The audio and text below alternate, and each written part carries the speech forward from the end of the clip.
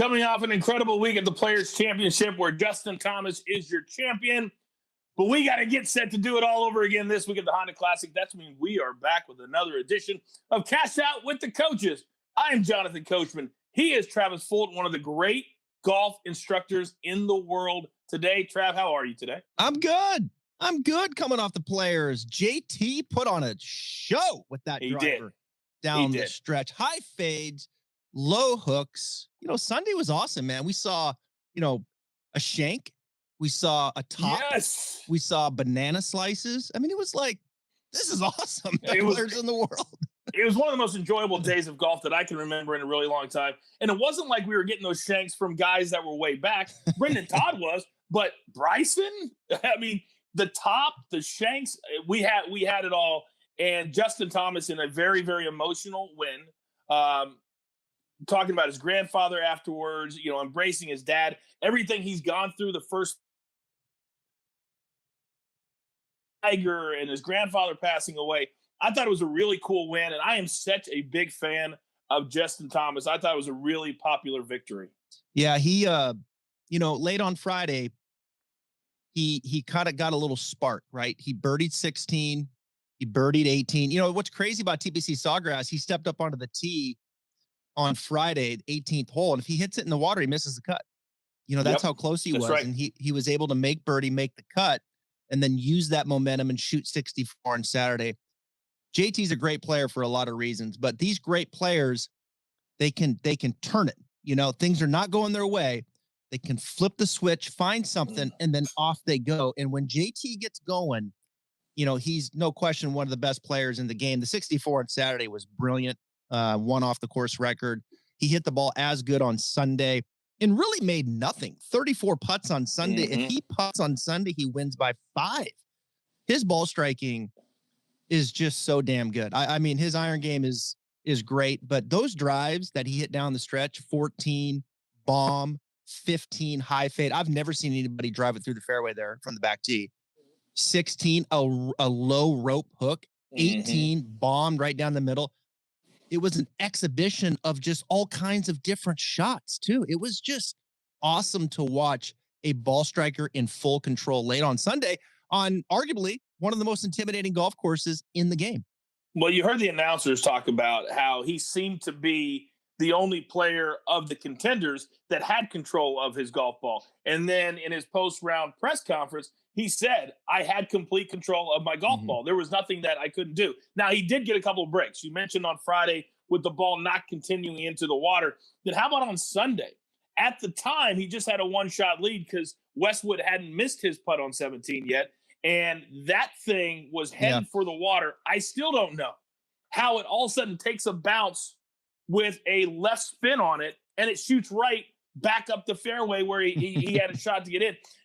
You got to believe sometimes when he says, I know my grandfather was looking down, that there's got to be something to that. There was no reason for that ball not to go into the water on Sunday, but he gets the win.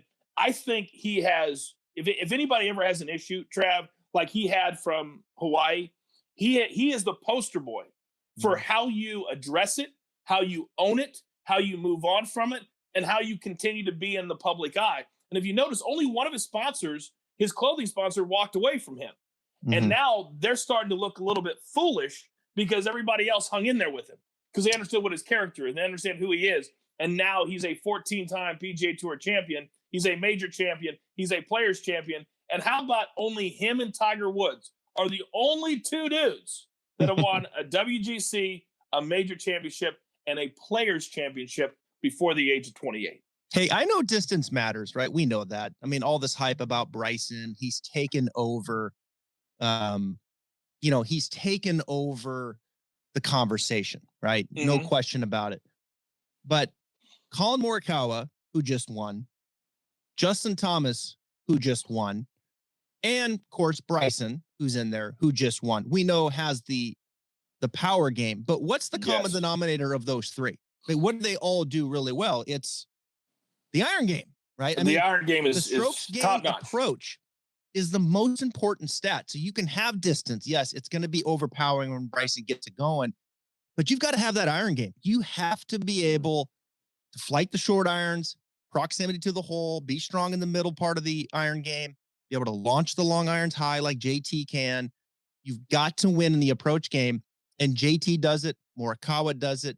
It's probably an underrated part of the game for DeChambeau. That is the most important statistic, and it's going to bear itself out once again this week at PGA National. No doubt about it. Before we look forward, real quick, with just one last question before we move on to talk about this week's Honda Classic. I thought the pressure really got to a lot of players on Sunday, and we don't talk about it a lot, but it was the biggest prize in all of golf. The exemptions, the perks, if you win a Players' Championship, are damn near as good, if not better, than a major championship. What did you make about all the guys, the Doug Gems of the world, that just absolutely, when the pressure was on, they couldn't hit really any good golf shots until then they were far enough back that it didn't matter? What about the pressure, Trav? Well, it's a learning experience, right? I mean, these young players, they get in it for the first time. It's the Players' Championship. I mean, it's a huge platform, and Doug Gim started hitting it low left. He's got to get that figured out. You can't be hitting it low left like that when the pressure's on. So, and he will, and he'll learn from it. But what a spot. He kind of popped there. Westwood's body seemed to shut down a little bit, which probably is a little bit of a concern heading into this week, now playing another consecutive week at the age of 47. You could see him not making as big of a turn, kind of leaning on it. It was probably a little body related, but it was probably a little nerves too. I think with shorter swings, that's the tendency. You kind of get a little short, you get a little on top of it, and then you start really driving it hard to the left. And he hit a lot of low poles. He hit a lot of weak fade off to the right. So that's something that I think is a real thing, right? Whether you're Doug Gim, a young player getting out there for the first time, or a 47-year-old vet like Lee Westwood, it hits you. Your body is different. Your mind is different. And how do you handle that? JT shows you why he's one of the best players in the world. He just separates and keeps going and stays aggressive and plays with very little fear. Is he nervous? Of course he is. But he's just hitting shots and ripping it. There was no, let's kind of pull it back. It was full system go with really kind of very little fear, which is just really refreshing to watch. It's just, you watch that, there's not many guys that can do what you saw late on Sunday with JT. Well, I did see an interview with, I believe, one of his coaches, where he basically said that his putting stinks. And if he can get his putting figured out, he's going to have a year like what Tiger had in 2000, was the quote, which is scary to think about. But let's spin it forward now. And a lot of the top players who live in the West Palm Beach area, that live in the Jupiter area, they are not playing this week. And it always kind of surprises me because this event is so close to where so many of them live. But because of where it falls in the schedule before and now here with the World Golf Championship match play next week, then a lot are sitting out this week, which is unfortunate. But Lee Westwood, let's start with him. He is playing this week. He also played at Augusta National with his son on Monday. I think he's going to be worn out. I really, really do. I'm fading him across anything that people ask me. I've already got into it on Twitter with a few people who think this is going to be his week. Yeah. I think he potentially could miss the cut because of his legs. What do you think? Well, I think it's valid. I tend to agree with you that, he kind of admitted his legs were giving out on Sunday, and then he plays again Monday, and now he travels down, and we're going to go consecutive at PGA National. I think he's a fade for me, but the Honda Classic, this is, I think, the longest tenured event on the PGA Tour sponsored by this same group in Honda.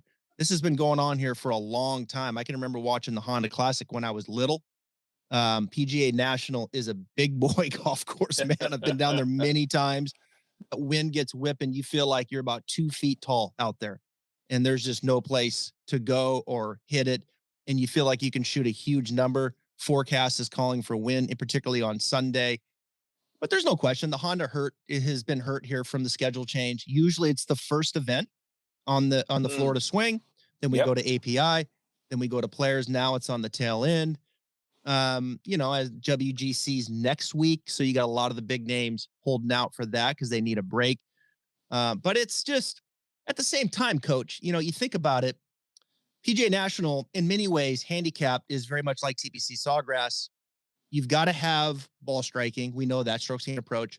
I'm going to weigh the accuracy a little more important here again this week versus the distance. And you got to be able to handle Bermuda greens. And as you do that, you got to avoid the double bogey because it's lurking out there. One missed shot and you're going to make double, as you saw the volatility at TPC Sawgrass. So in many ways, short course, we got a ball strike. We got to avoid the big number. The first 5 holes, you have got to get your birdies. Yeah. You've got to get your birdies in the first 5 holes at PGA National. Par 4 first, pretty straightforward hole. Easiest hole on the course is the 3rd. That's the par 5. Get a birdie at 4. So you got to get going early, right? Then you hit the 6th. The 6th, hardest hole on the course. Brutal. And then you start rolling into the back 9, which when you get to the bear trap, you better be ready to go. The 14th's a tough hole, 466-yard par 4. You're going to see a lot of bogeys and big numbers there. And then you get to 15. It can play anywhere from like 160 to 184 yards. There's really no place to miss it. You have to, you've got to step up and hit your shot there. If you leave it right, you're in the water. If you pull it, you're in the bunker. Short left is no bargain. And then of course, 17 is a lot like that as well. It's a shorter par 3, but you've got to step up and commit and hit the shot. So there's a lot of really tough holes on the back 9. 10 is a brute. 11 is a brute. So get your birdies early. And then as you start to roll to the back 9, you better hang on and avoid those double bogeys. Keep the ball out of the water. That is the one thing that I have really noticed, that this is like the first year that I've done so much golf content that you watch really everything really, really closely. And the Florida swing, it's all about where the water hazards are. And a lot of them are so penal that it's almost like hitting it out of bounds, that if you hit it in the water, because you have to lay back so far. And that can be an issue. Sanjay M is the defending champion. And Trav, as we get ready for our picks later in the show, I'm excited to welcome in right now a man who won this event in 2007. He's won multiple times with the PGA Tour. And to your point, he's diminutive in stature. He's only 5'7", but he's big time when it comes to the PGA Tour. So ladies and gentlemen, excited to welcome Mr. Mark Wilson to Cash Out with the Coaches. This man won the Honda Classic in 2007. He's also a colleague at PGA Tour Live. And we're excited to have him as our guest this week here on Cash Out with the Coaches. Mark Wilson, welcome to the show. How are you, Mark? I'm doing great, Coach Travis. Thanks so much for having me. This is fun. Honda Classic, of course, dear to my heart. First ever PGA Tour victory. Never thought I could do it. So I have a lot of memories this week, and those guys are in for a good test. Well, you mentioned good tests, and that's the first question I want to go to, because consistently the last 3 years and 5 out of the last 6, it's the hardest par 70 course on the PGA Tour. Why is that? Well, I mean, you see my bangs here? I can't seem to get them. I need to get a trim there. Well, the rough is like that. And the greens are like your hair, Coach. They're pretty much just scalped, right? So you've got to, it's funny when you look at the statistics, though. The only guy that kind of stands out was Ricky Fowler a few years ago when he won. He putted his way to a victory. But pretty much every other year, when you look back at the last 5 champions, they have been tee to green in that top 5, really. I think 3 of them were number 1. So you've got to really strike your golf ball well, and that's why it's tough. Then the wind comes up, too. There's always that wind down there in South Florida. The year that I managed to win, we saw 4 different directions. And so it was just all over the place. Saw a different golf course every day. All of a sudden, one day, the hole that was playing short, the next day is playing long. And so they just throw a lot at you. And, it's really fun to watch. Hey, take us to the bear trap, Mark. 15, 16, and 17. Those 2 par 3s, there's just no place to miss it. I mean, what do you feel like standing on those tees trying to hit that green late on a Sunday? I'm telling you, in 2007, I was pretty much going to fall over. My legs were just shaking, and I just didn't know what to do. And I walked around the corner on 17. The PGA Tour staff decided, let's put the tees up. Thank goodness. Oh, wow.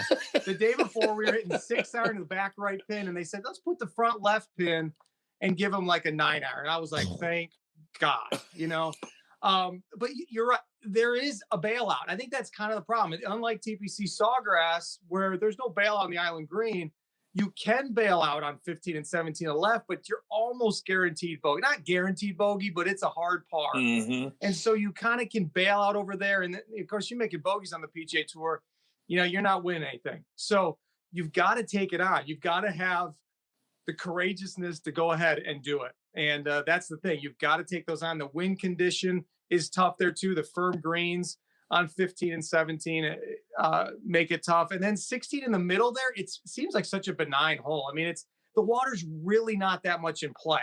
You got the bunker down the right that can catch one a little to the right, but lo and behold, we still see guys hitting the water there. So it's a mental challenge more than anything. And then thankfully they throw a par 5 at you on 18 where maybe you can get a birdie.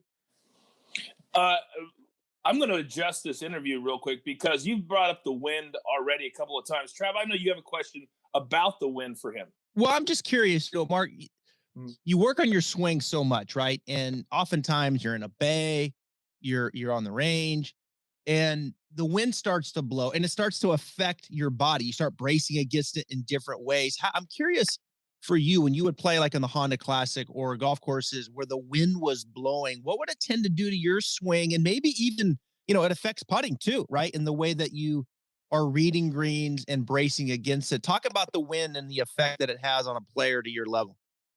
Oh yeah, it's a huge effect. I mean, as a right-handed golfer, we certainly don't want a left to right wind practicing because all of a sudden you get tired of watching it slice to the right. You start hooking it more, and then all of a sudden you get in that different wind condition, and it can kind of mess up some of your swing. I always had a compact swing, though, pretty short. I mean, I was short to the ground already at 5'7" with shoes on, but then my swing hardly ever got above my head. So I think that was to my advantage. And when you're in the wind too, it's like I felt like I was even taking it back shorter follow through, and I couldn't really get knocked over as easily as maybe an Adam Scott or somebody like that who's a lot taller. Putting you bring up too. People forget about that. When the greens are 12 on the stimp meter like they are on the PGA Tour a lot, and they'll be at PGA National, you got to start playing a little bit of wind in terms of if you're into the wind, downwind, and side.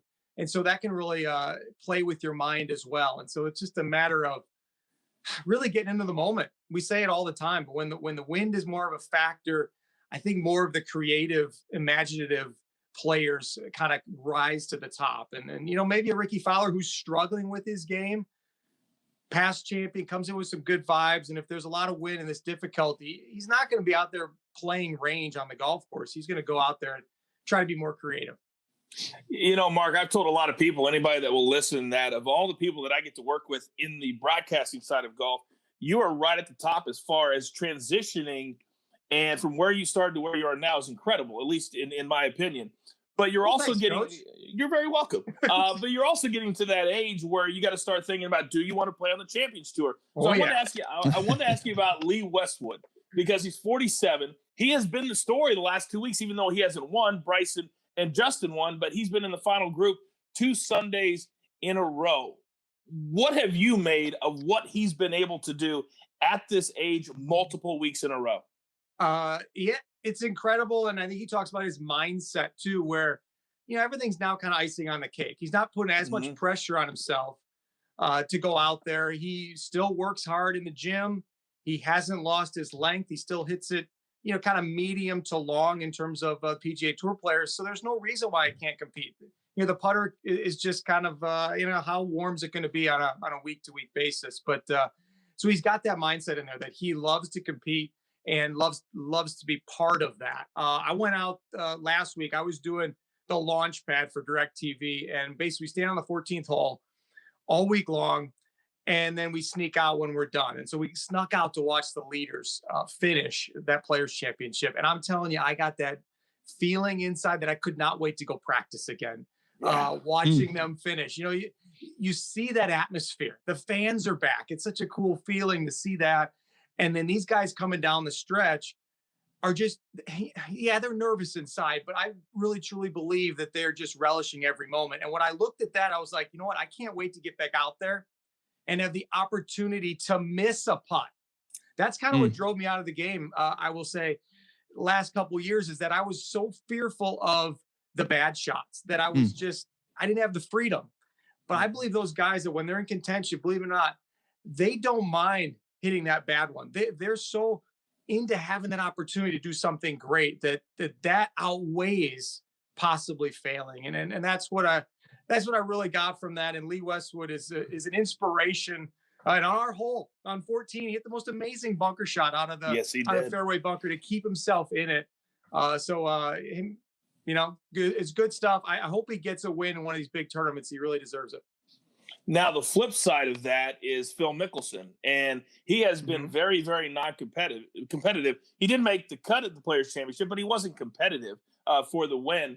When you get to a point like where he's at, he's over 50 now, and he has to really decide, does he want to be competitive on the PGA Tour or go enjoy himself on the Champions Tour? What do you think is the deciding factor in that? I think it's getting yourself beaten up enough by the young guys and saying like enough's enough. However, Phil wants to be not just the best 50 and over, he wants to be the best in the game. And if that means that he has to play 30-some tournaments with the regular guys to get himself one victory, I think he'd take that over 10 victories on the PGA Tour Champions in a year. I really do. So I think we're going to see Phil still competing at both levels, and he's fun to watch because, let's face it, you just don't know what you're going to get. I mean, he was paired with Charles Howell every single round last week. And is that now just the epitome of the difference of Charles Howell, Mr. Consistency, not a ton of wins, not really having to grind in his game. And he kind of knows where it's going day in, day out. Phil, who knows what you're going to get? But the career money, Phil Mickelson a lot higher than Charles Howell, and the career wins from Phil as well. But I haven't looked at the stats, but I have a feeling Phil's missed a lot more cuts than Charles Howell as well.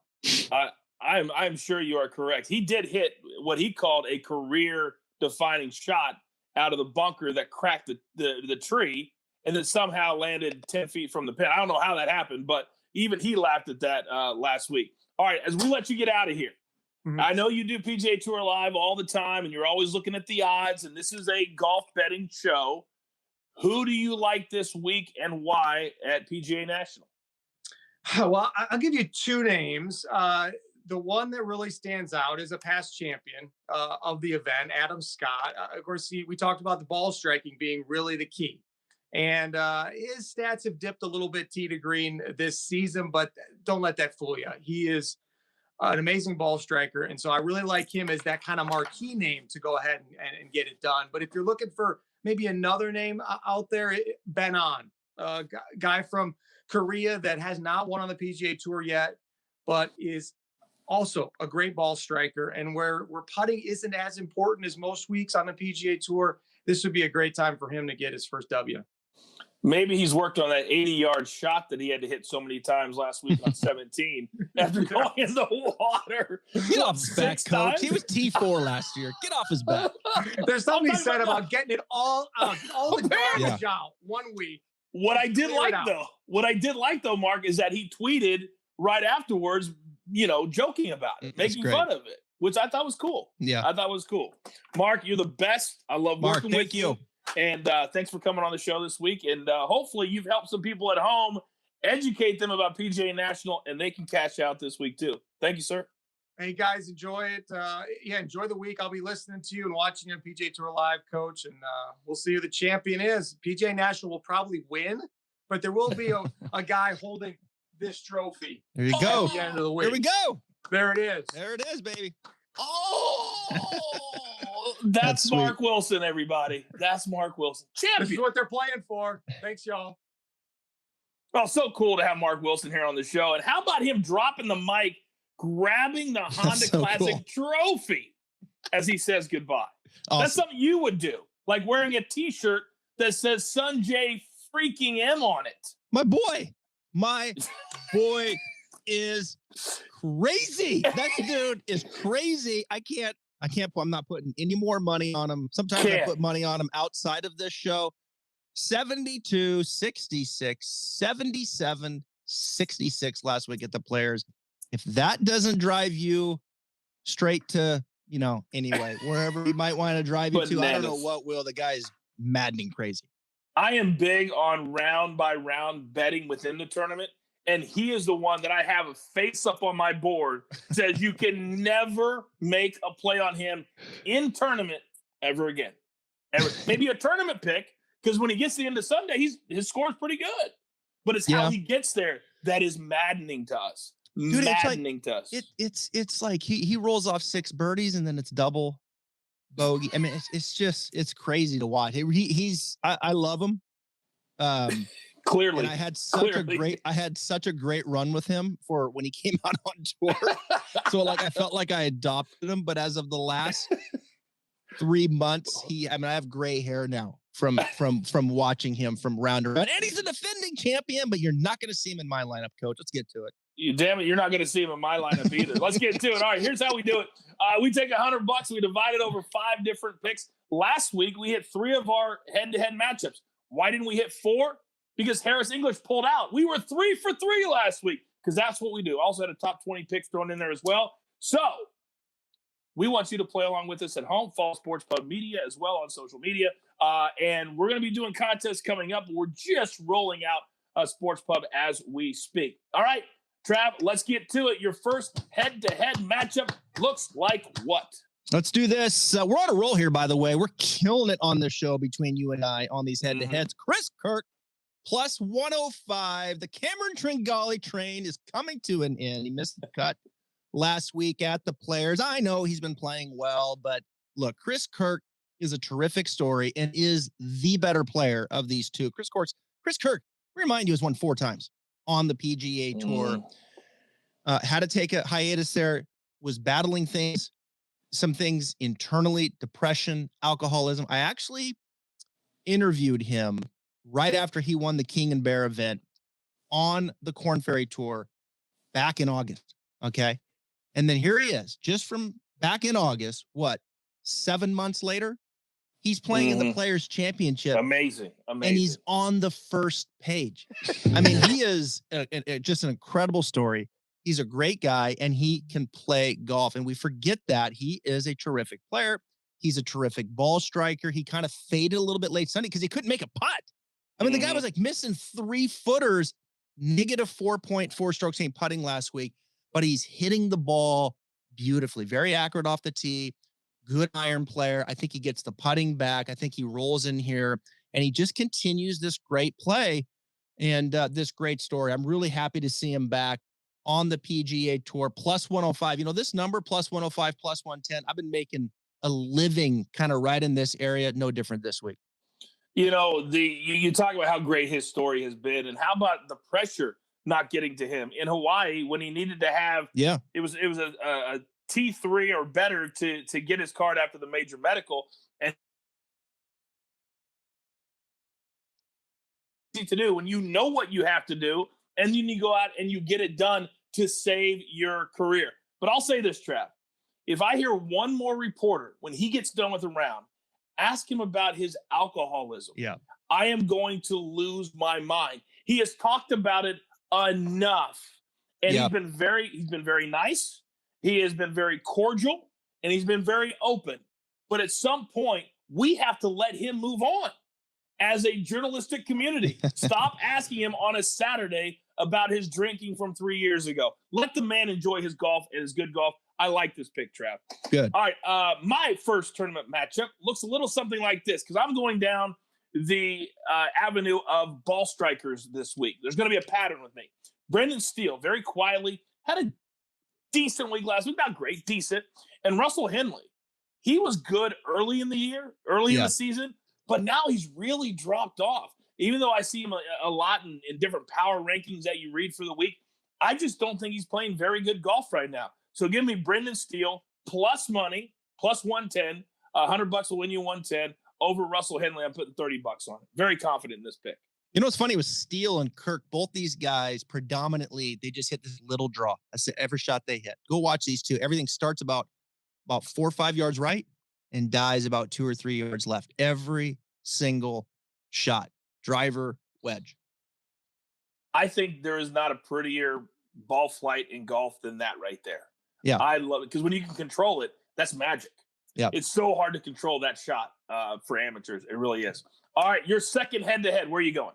Well, I'm going to maybe shock you here a little bit. Brendan Wu.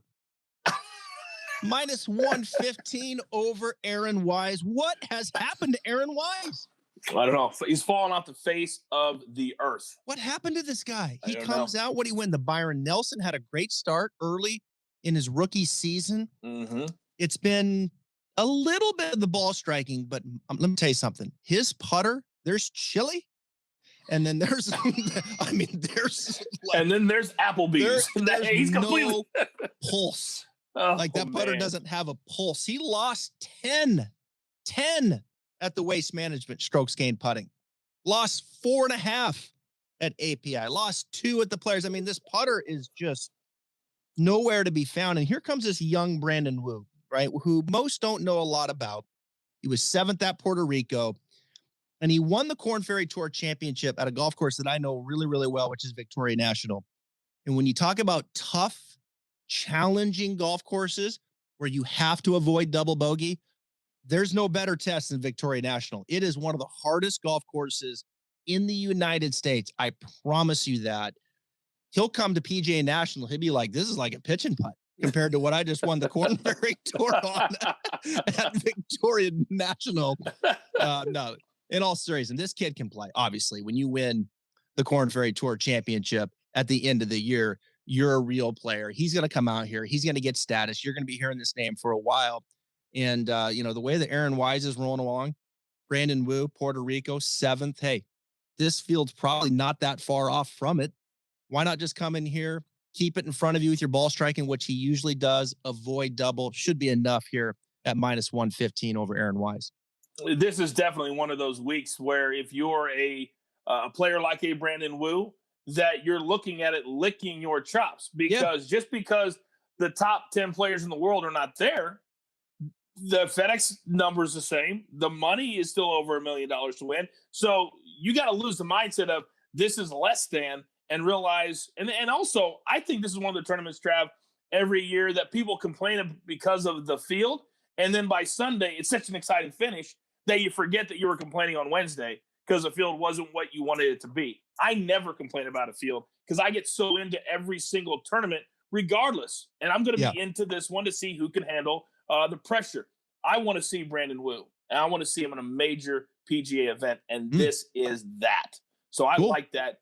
It's as much for me fading Aaron Wise as it would be for playing Brandon Wu. I think this one's over Friday night. I agree. Wise is really struggling.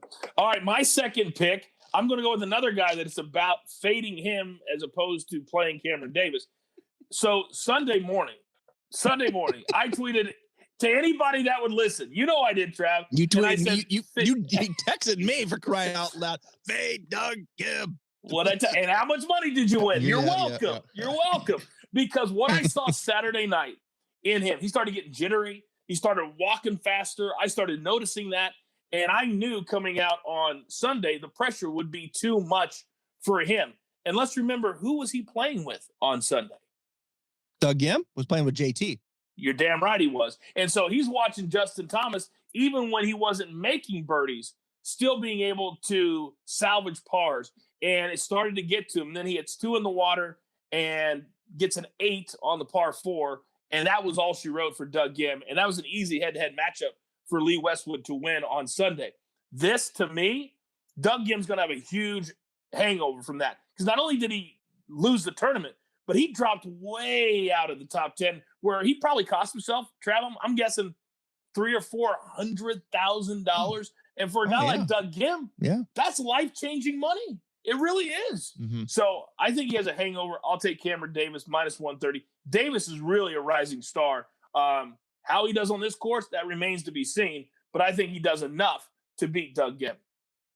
Well, he was 8th here last year. Let me remind you, Cameron Davis was here at the Honda. Davis is, man, I don't know how I feel. At the beginning of the year when we do our picks, like guys to watch for, Davis was one of my guys, and I'm big on him. I like him.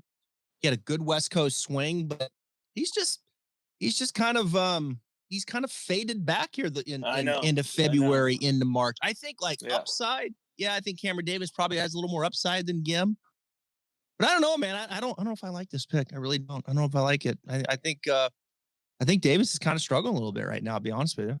Well, that's why I'm not picking him to win. I'm not picking him to win because I know he's struggling. But at some point, I think he picks it back up. Yeah. And I think again, this is more about Kim than it is Cameron Davis. I was going to pick anybody that was matched up against Doug Kim this week. I'll be honest with you. I really was. All right. The next pick, top 20 picks. Trav, where are you going on this one? You know, I tweeted out yesterday, I said, who wins first, Taylor Gooch or Corey Connors, right? Both played well. Interesting. Last week at the Players. And I was surprised how much respect Gooch got. Taylor Gooch, I think, is slowly rounding into a very solid player on the PGA Tour. Now, Corey Connors has the one win. Gooch hasn't had a win yet. He was 12th at Genesis, 43rd at API, 5th at the Players. Really didn't drive the ball that well. Kind of got in trouble off the tee a little bit. His approach game was beautiful. His putting was beautiful. If he does that again this week, he will be in the top 20 once again. And I think coming off that 5th place Players, we talked about money with Gim. You know how much Gooch made for 5th? $579,000. $307. Crazy. Can you imagine when that hit his account on a Monday? Can you imagine? He's like, that's real money. We forget that's real money. People act like all these guys make tens of millions. They don't. This was, you remember when Billy Horschel's wife for Gooch. Huge payday for Gooch. I remember when Billy Horschel's wife, when they won the FedEx Cup, and she talked about, because for people who don't know at home, they get direct deposit just like you and I do. Oh, yeah. So whenever they win on Sunday, it's in their account Monday morning. And it was $13 million, I remember she talked about. And she's like, we just sat there and looked at our computer and said, does it really say $13 million? I mean, this is life-changing money for these guys. It is. So you think Westwood's happy playing golf and smiling in the last couple of weeks and like everything's good. Wait till you see Gooch's smile on Thursday. Wait till you see Taylor Gooch's smile on Thursday and Friday down at West Palm Beach, because no one's happier than he is with that money in his account. And check these stats out. This is how well-rounded Taylor Gooch is becoming. Strokes getting off the tee, 85th. Approach, 73rd. Around the green, 58th. Putting, 48th. Total, 39th. I mean, this isn't JT material. I get that. But this is a solid player. Like, this is becoming a very solid player who's finding his way on the PGA Tour, putting the pieces together. Hey, 5th at the Players. Let's keep it going, baby. The bank account's padded. Let's get another 5th right here at the Honda and keep this train running at plus 160. It's so funny how you and I come from opposite ends of the spectrum, but we seem to meet in kind of the same spot. And I'm more of a feel player. You're more of a stats player. And when I see Taylor Gooch, the reason that I'm high on him, he's got swag for days. Yeah, he does. This dude is as cocky, or at least he looks like it, as any player. When he walked off the green at 18 at the Players, he put the sunglasses on. He was pissed that he missed that putt to give him at least a chance to catch. I mean, I love this cat because he's the dude that you play with in your foursome that is going to drop a birdie on your head on 18 and then let you hear about it all the way to the clubhouse. I'm in it for guys like Taylor Gooch. Yeah. Give me more of him. All right, my top 20 pick this week. I decided to go a little bit off the radar because chalk never happens. So for me, this is a dude that is really playing well. I think he's getting a little bit better shape. I've been a little critical of him for not getting in better shape because Harry Higgs has the talent to be a top flight PGA Tour pro. But people underestimate how important it is to have your legs come Sunday. And he's had a few high finishes, but I think a lot of times he gets tired. This week, though, I think he has enough talent to get into the top 20. You're giving me plus 450 for a dude that absolutely could win the tournament. I'll take that easily, and I'll put $15 on it at plus 450. How cool is Harry Higgs, man? I mean, the dude, so cool. He's funny. Did you see the video that they put out PGA Tour? Basically, it was like following him, and he gets out of his car, and then he's talking to the camera, and then he just walks away, and sliding in behind him was his caddy to grab his clubs. I was like, that is the coolest thing I have ever seen. He wasn't even worried about his clubs. He was just talking to the camera. This dude is amazing. He is. Amazing. He is. Amazing. Yeah. Yeah. All right. Now it's time for our winner for the week. And there were a lot of different directions that we could have gone with this. Which direction did you go? Well, the Honda Classic, you think as volatile it is, you can make a double bogey just like that this would open the door for long shots to come in and win. But for the most part, the chalk usually prevails here at the Honda Classic. Sanjay won last year. I was going to pick him again this year, but I wanted to enjoy my weekend. You got JT winning on the 8. You got JT back in 18, Ricky Fowler in 17, Adam Scott. You know what I'm saying? Like, these are household names. The cream does kind of rise here. So I went with Joaquin Niemann again. This is the second time I've picked him on this show. I picked him back in the Sony, which I think is a kind of an interesting course to compare, as a lot of the handicappers are doing. And Niemann was second there. I thought he was going to win it. He ended up finished second back there. A little bit of, he's kind of, I don't want to say he's regressed. He just hasn't really gotten much going. I still think he's been playing okay. A lot of like 20s and 30s, somewhere in there, making cuts, but not making that run. What I like about Niemann, he's a great wind player. I think the wind is going to be blowing here. This is kind of that ball striking type of course, similar to like a Sony. Can he do enough with the putter? I think that's kind of the question, right? Like, you got to do enough with the putter at TPC, at PGA National, handle the wind, handle the ball striking, avoid double bogey, and just do enough with the putter. As we saw JT, 34 putts on a Sunday. I can kind of see something like that with the Joaquin. He's had many rounds, hit 17, 18 greens, don't make a lot of putts, 68, 69, right? That's kind of what I'm thinking about here. So I think he fits that bill. I know he's one of the favorites at plus 2,200, but Westwood, he's one of the favorites, 47 years of age. I think he's going to be dragging ass and tired walking around there. Sanjay's up there. I mean, again, anyway, Daniel Berger, he's up there. I think you got to watch for Berger. I think this is a good spot for him. He's played well here in the past. I think Niemann and Berger down the stretch, the chalk, Niemann gets him late on Sunday. Yeah, Berger comes in at 11-1 in most places, and this is a perfect track for a guy like him. I love the Niemann pick. The only reservations that I have is that this year, what has kept him from victory is late mistakes in tournaments. And that has been the only reason he hasn't won at least once, if not twice, that I can remember off the top of my head. I'm a little bit on tilt, Trav. I'll be honest with you, because I do a show for CBS, and we have a big contest. One and done. You can only use one player or player once, and then you add up your points, and it's based off dollars they win. So last week on camera, I said it's going to be JT or Colin Morikawa. And I went with Colin Morikawa. So as you can imagine, I'm second guessing myself this week, because I would have had a $2.7 million payday and jumped right to the top of the leaderboard, but I didn't. But this week I said, let's go back to the basics. Let's go back to my model. My model. I don't even know who you are right now. What are you sipping on over there? Huh? And when I looked at my model and how I broke it down, it's all about strokes gained approach. It's all about strokes gained. My best Travis Fulton impersonation. And I'm going to go with a great iron player who, if I told you that this man finished top 10 last week at the Players, you would call me a liar, because they never showed him. I think they showed one shot on 18, and that's all you saw from this man last week. But he finished in 8th at the Players Championship, and that is Shane Lowry, plus 3,000. Of course, I'm putting my usual $5 on it, because it's like finding a needle in a haystack. But this dude right now is playing good golf. I think he's motivated. And when you look at names, when the top names aren't there, Shane Lowry, as far as ball strikers, is right there at the top. So you give me plus 3,000, I'll take that all day. Give me Shane Lowry for the win. Yep. I think that's a good pick.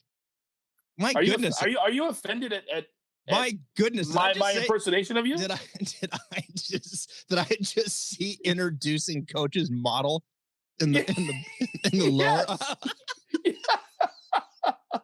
I've been working on it for weeks. What? You can't be the one with a model. I'm gonna have a model. Oh man. I've not had a model since I was 20. Anyway, we're gonna work on the presentation of that after the show. On the presentation of my model? Yeah. Oh, okay. Okay. Yeah. Okay. All right. Our final pick for the week is our wild card pick. Where are you going with this? We can be anything on the board. Anything. It can be anything out there. Anything, anybody. So my wild card pick, and I know you're going to make fun of this. What is that? It's my boy and your boy, Chez Reavie. To win! What? I shouldn't say $20, by the way. I'm not that stupid. Well, anyway, leave it at $20. Do the math. If you hit this at $20, I'll never catch you. I can never catch you. I'm allocated. Yeah, we're gonna do 5 or whatever. Okay. We'll see how he does after Friday, and then I'll let you know. But Chez Reavie, one shining moment, baby. One shining moment is going to happen this week. 140 to 1, $5 to win. You know what? It's not about that, baby. You know what it's about?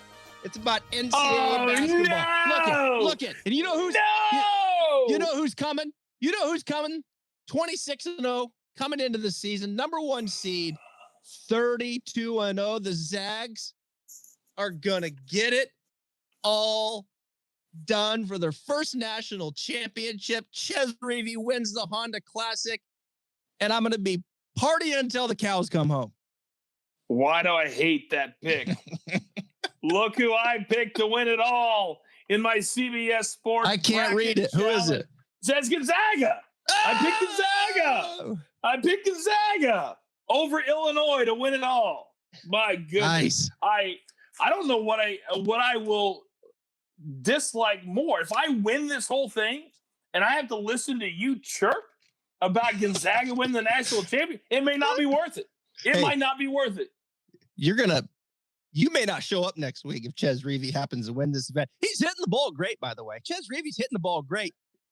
Trav. He can't hit his ass with a handful of rice with his putter in his hand, though. I mean, this guy can't putt right now. Him and Aaron Wise, someone pull these guys aside. I already threatened to quit the CBS show if JT won last week. And so I had to beg the bosses to let me stay on that show. I can't quit this show, too, because then I won't have a job. So I got to stay, but I'm not going to be happy if Chez Reavie wins. My pick, I went a little more conservative than you did with your wild card pick, and I'm going to go with Matt Wallace for a top 10 pick plus 600. I figure if he gets into the top 10 realm, he's going to finish in the top 10. So I'm getting better odds, obviously, doing a top 10. Oh, my God. Top 10 pick as opposed to a top 20. Who'd you pick? You're like, I picked Matt Wallace while you're putting on that stupid jersey. Okay. You remind me of my news director in my first job in Wichita. I was like, make memorable television. Make people remember. He sounds like a great guy. What did he pick for his wild card pick? They were like, did he pick Gonzaga at the Honda Classic? Is that what Travis did? Hey, who knows, man? This week just feels. Who knows? I don't know. I kind of like, as you could tell earlier, I'm getting ready to go on spring break with my kids, at Amelia Island, and it's gonna be great. It's gonna be fun. Oh, it's gonna be a blast. It's gonna be a blast, right? Now, how does the wife deal? How does the wife deal with when you're on vacation with the family, but yet you want to keep an eye on the tournament on TV? How does that go? Well, it's all moderation, right? Like you got to keep it